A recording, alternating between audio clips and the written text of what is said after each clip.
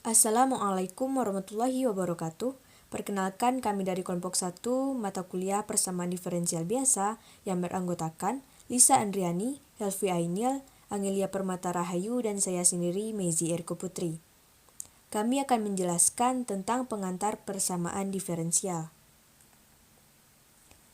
Kami akan menjelaskan tentang pengertian persamaan diferensial dan bentuknya, jenis persamaan diferensial, latar belakang munculnya persamaan diferensial, solusi persamaan diferensial dan cara memperolehnya, perbedaan masalah nilai awal dan masalah nilai batas, membentuk persamaan diferensial, dan menyatakan keberadaan dan ketunggalan solusi. Baiklah, saya Lisa Andriani, NIM 2420106 dari kelompok 1 akan menjelaskan tentang pengertian persamaan diferensial dan bentuknya. Persamaan diferensial adalah persamaan yang melibatkan turunan satu atau lebih variabel terikat terhadap satu atau lebih variabel bebas. Bentuk umumnya yaitu f buka kurung x, y aksen sampai y pangkat n tutup kurung sama dengan 0, atau f buka kurung x, y dy per dx, d kuadrat y per dx kuadrat sampai d pangkat n kali y per dx pangkat n sama dengan 0. Orde atau tingkat dalam persamaan diferensial ditentukan oleh turunan tertinggi yang terdapat dalam persamaan tersebut, sedangkan derajat dalam persamaan diferensial ditentukan oleh pangkat dari turunan tertinggi. Contohnya yaitu 1. X dy per dx dikurang y kuadrat dikurang 4 sama dengan 0. 2. D kuadrat kali y per d kali x kuadrat dikurang y dy per dx ditambah y sin x sama dengan 0. Yang ketiga, d pangkat 3 y per dx pangkat 3 kuadrat ditambah d pangkat 2 kali y per dx kuadrat pangkat 3 kurang y sama dengan cos x. 4. Y buka kurung d pangkat 3 kali y per dx pangkat 3 tutup kurung dipangkatkan 3 ditambah 2 buka kurung d pangkat 2 kali y per d kali x kuadrat buka kurung tutup kurung kali dipangkatkan 3 dikurang y x dikurang 4x sama dengan 0. Baiklah, selanjutnya yaitu jenis-jenis persamaan diferensial. Yang pertama yaitu persamaan diferensial biasa. Persamaan diferensial biasa yaitu persamaan diferensial yang hanya mempunyai satu variabel bebas. Contohnya yaitu dy per dx dikurang ds per dx. Terdapat dua variabel terikat yaitu y dan s, serta satu variabel bebas yaitu x. Selanjutnya yang kedua yaitu persamaan diferensial parsial, yaitu persamaan diferensial yang mempunyai dua atau lebih variabel bebas. Seperti contoh yang pertama yaitu x du per dx tambah y du per dx sama dengan u. Terdapat satu variabel terikat yaitu u dan dua variabel bebas yaitu x dan y. Selanjutnya contoh kedua yaitu d kuadrat v per d kuadrat dx kuadrat ditambah d kuadrat v per dy kuadrat sama dengan 0. Terdapat satu variabel terikat yaitu v serta dua variabel bebas yaitu x dan y. Oke, saya akan melanjutkan materi yang ketiga yaitu latar belakang munculnya persamaan diferensial. Studi mengenai persamaan diferensial dimulai setelah penemuan kalkulus dan integral. Perkembangan persamaan diferensial sangat pesat dalam tahun 1694 hingga 1697. John Bernoulli menjelaskan metode pemisahan variabel dan membuktikan bahwa persamaan diferensial homogeni orde 1 dapat direduksi menjadi bentuk persamaan diferensial dengan variabel-variabel yang dapat dipisahkan. John Bernoulli dan saudaranya Jacob Bernoulli yang menemukan persamaan diferensial Bernoulli berhasil menyederhanakan sejumlah besar persamaan diferensial menjadi bentuk yang lebih sederhana yang dapat mereka selesaikan. Perkembangan selanjutnya masih terus diupayakan oleh Kristal tahun 1892 dan Hill tahun 1917.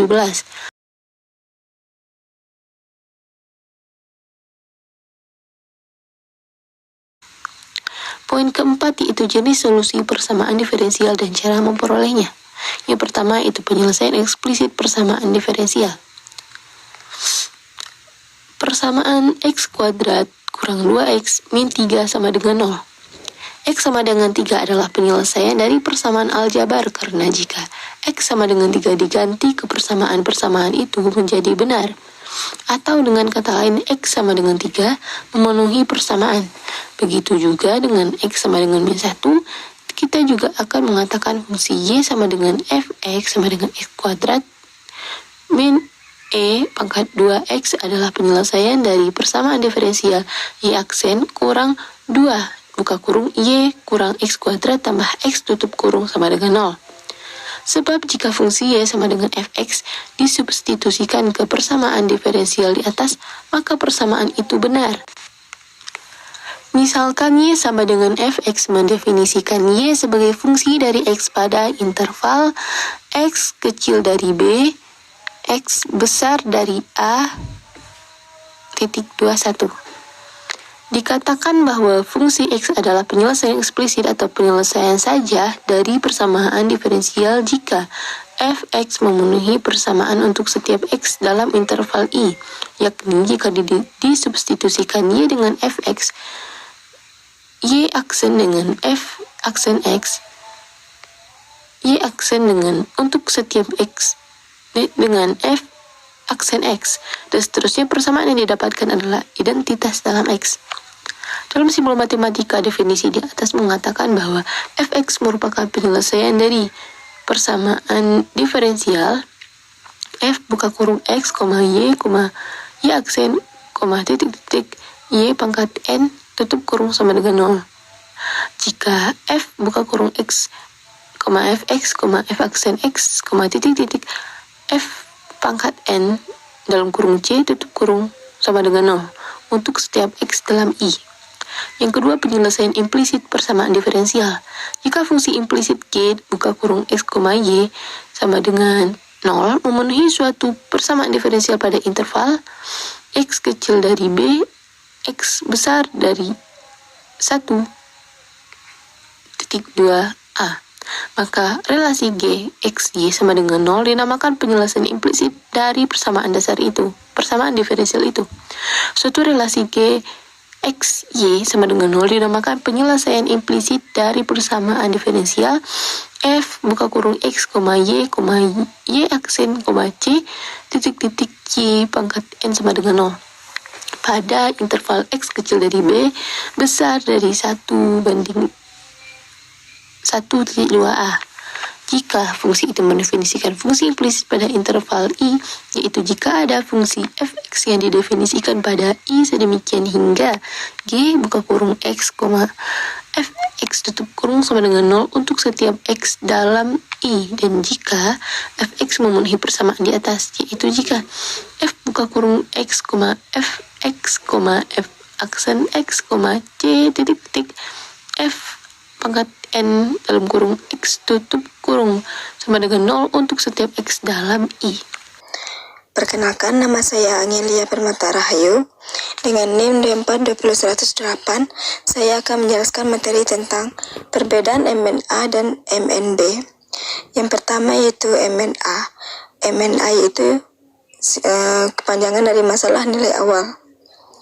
Setiap persamaan diferensial baru ditentukan penjelasan umumnya. Suatu penjelasannya mengandung sebarang konstanta. Akan tetapi dalam sebagian besar penerapan, mestinya dapat ditentukan penjelasan yang memenuhi syarat yang diterapkan yang berasal dari sistem lain, yang mana persamaan tersebut merupakan model matematikanya. Hal ini akan menghasilkan konsep nilai awal atau syarat awal, Y X0 sama dengan Y0 yang digunakan untuk menentukan penyelesaian khusus yang diperoleh dari penyelesaian umum dengan cara masukkan nilai awalnya. Dengan demikian, konstanta sebarang tidak ada lagi dan diganti dengan konstanta tertentu.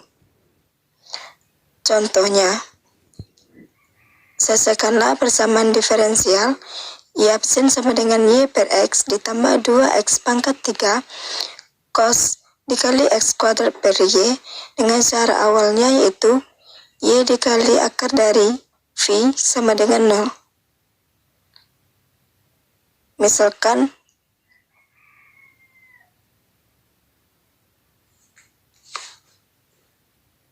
U sama dengan Y per X absen, maka Y sama dengan XU dan Y absen sama dengan X U absen ditambah U sehingga persamaan diferensial di atas menjadi X U absen ditambah U sama dengan U ditambah 2X pangkat 3 dikali cos dikali X pangkat 2 per Y sama dengan 2X kuadrat dikali cos dikali X kuadrat per U, atau U pangkat U sama dengan 2X cos dikali X pangkat 2.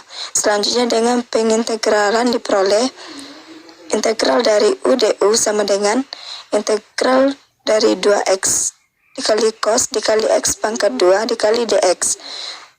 1/2 U pangkat 2 sama dengan sin dikali X kuadrat ditambah konstanta. Karena U sama dengan Y per X, maka Y sama dengan UX sama dengan X pangkat akar dari 2 dikali sin dikali X kuadrat ditambah 2C. Dari syarat awal, Y akar dari V sama dengan 0, artinya Y sama dengan 0 untuk X sama dengan akar dari V, maka diperoleh konstanta sama dengan 0. Akhirnya diperoleh Y sama dengan pangkat akar dari 2 sin X kuadrat. Yang kedua yaitu masalah nilai batas atau MNB. Pada persamaan diferensial juga dikenal dengan adanya masalah nilai batas. Pada MNA, syarat awal menyertai diferensial hanya pada satu titik tertentu.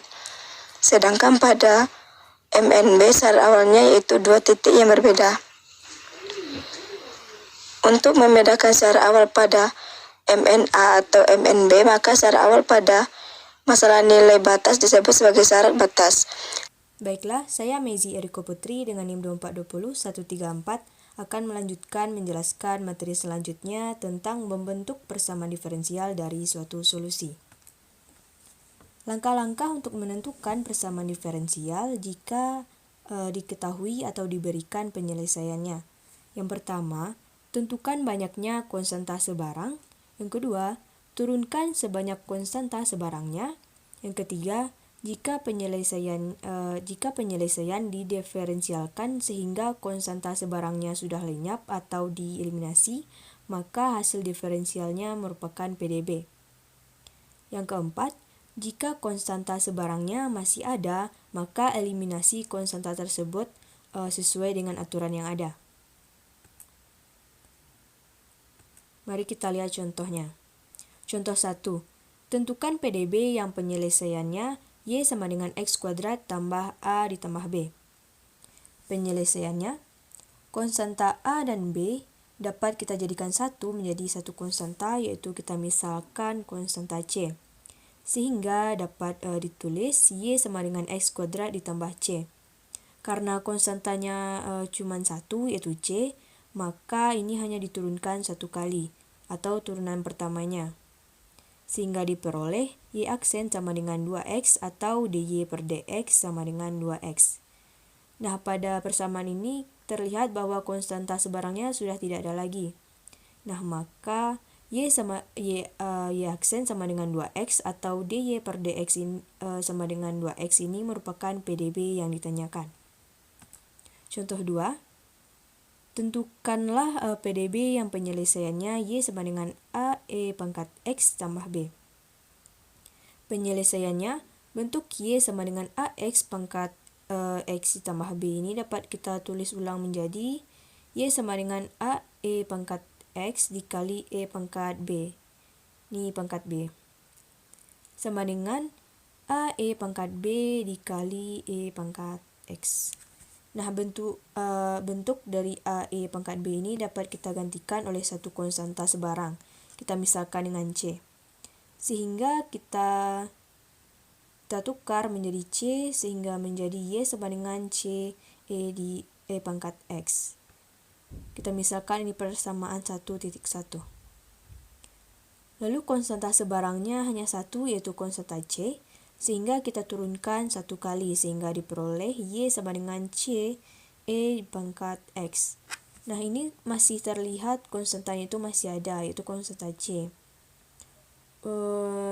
Karena itu kita harus mengeliminasi konstanta tersebut.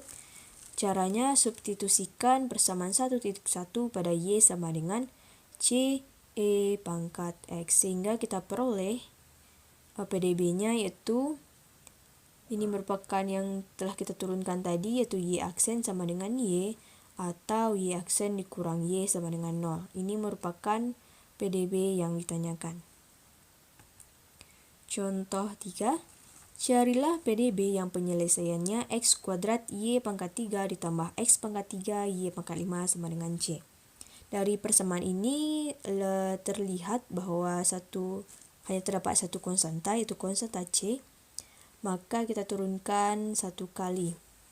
Sehingga setelah kita turunkan diperoleh 2XY pangkat 3 ditambah 3X pangkat 2 Y pangkat 2 dy per dx ditambah 3x kuadrat Y pangkat 5 ditambah 5x pangkat 3 Y pangkat 4 dy per dx sama dengan 0. Nah, ini merupakan PDB yang ditanyakan karena konstanta sebarangnya ini sudah tidak ada lagi. Materi selanjutnya menyatakan keberadaan dan ketunggalan solusi. Saat kita akan menentukan solusi dari suatu persamaan diferensial, terlebih dahulu kita selidiki apakah persamaan tersebut benar-benar memiliki solusi. Karena bisa jadi suatu persamaan diferensial tersebut tidak memiliki solusi.